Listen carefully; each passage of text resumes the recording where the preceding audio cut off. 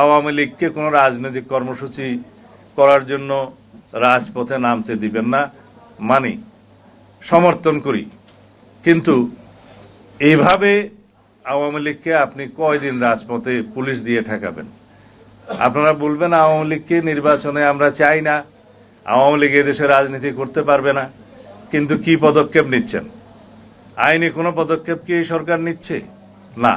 আওয়ামী লীগের রাজনীতি করা নিয়ে অন্তর্বর্তীকালীন সরকারের অবস্থান সম্পর্কে জাতীয় প্রেস ক্লাবের আলোচনা সভায় এমন মন্তব্য করেন বিএনপির স্থায়ী কমিটির সদস্য সালাউদ্দিন আহমেদ। বাংলাদেশের মানুষ চায় বাংলাদেশ থেকে আওয়ামী লীগের ফ্যাসিবাদী রাজনীতির একদম নির্মূল হয়ে যাক, সেই ব্যবস্থা আপনারা নিতে পারেন।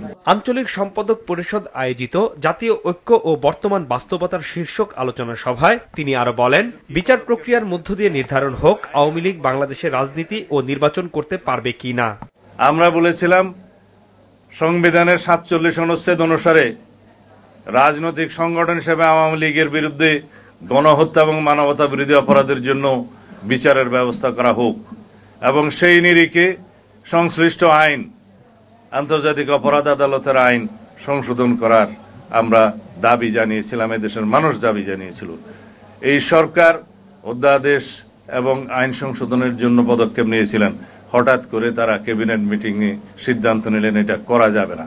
প্রশাসন থেকে সর্বত্র গুরুত্বপূর্ণ জায়গায় ফ্যাসিবাদের দোসররা বসে আছে উল্লেখ করে সালাউদ্দিন আহমেদ বলেন, সরষের মধ্যে ভূত রেখে কখনোই প্রধান উপদেষ্টা সফল হতে পারবেন না। সরষার মধ্যে ভূত রেখে কখনো মাননীয় প্রধান উপদেষ্টা আপনি সফল হতে পারবেন না।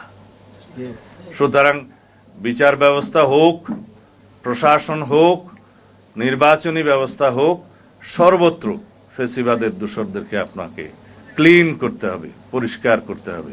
সংস্কারের বিষয়ে অন্তর্বর্তীকালীন সরকার বেশি সময় নেওয়ার কৌশল নিলে জাতি তা মেনে নেবে না বলেও সতর্ক করেন বিএনপির এই নেতা। কিছু সংস্কার সংশোধনের দরকার আছে, সেগুলো করে একটি নিরপেক্ষ ভূমিকা রেখে আপনারা নির্বাচনের আয়োজন করেন।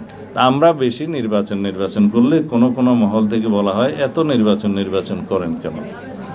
আচ্ছা, নির্বাচন না করে কি করব আপনারাই বলে দেন, সেটা আর বল। হাসনাইন তানভীর, মাছরাঙা সংবাদ, ঢাকা।